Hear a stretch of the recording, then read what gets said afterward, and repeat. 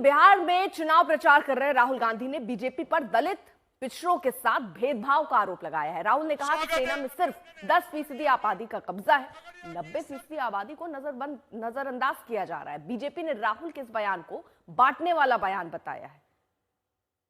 मौसमी सिंह हमारे साथ हमारे सहयोगी इस वक्त जुड़ चुके हैं। मौसमी, क्योंकि चुनाव में हम कई बयानबाजियां देख रहे हैं, कई ऐसे मुद्दे हैं जो उठ रहे हैं, लेकिन राहुल गांधी ने अब एक नया मुद्दा छेड़ दिया है जिसमें वो कह रहे हैं कि बीजेपी ही दलित और पिछड़ों के साथ भेदभाव कर रही है।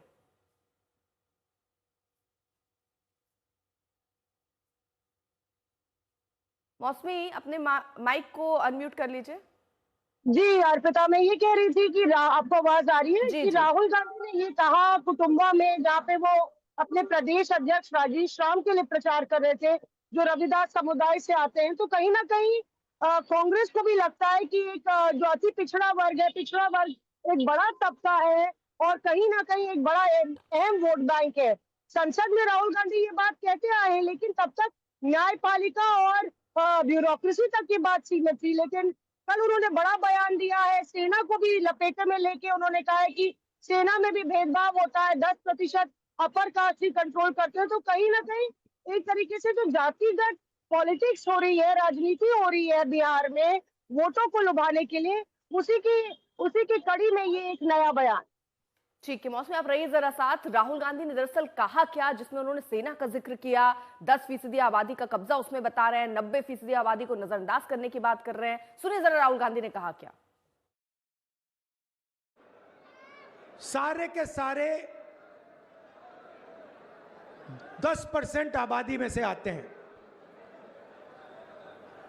सारा बैंक का धन उनको जाता है,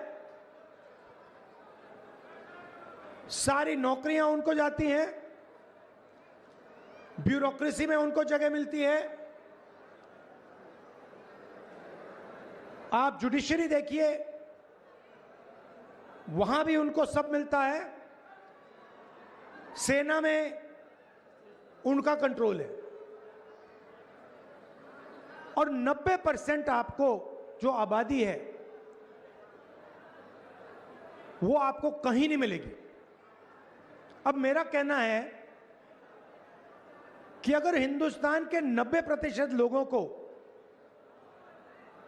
हम शामिल नहीं करेंगे, चाहे वो कॉर्पोरेट इंडिया हो, चाहे वो जुडिशरी हो, चाहे वो ब्यूरोक्रेसी हो, तो अगर हम इनको नहीं शामिल करेंगे तो कैसा हिंदुस्तान बनेगा।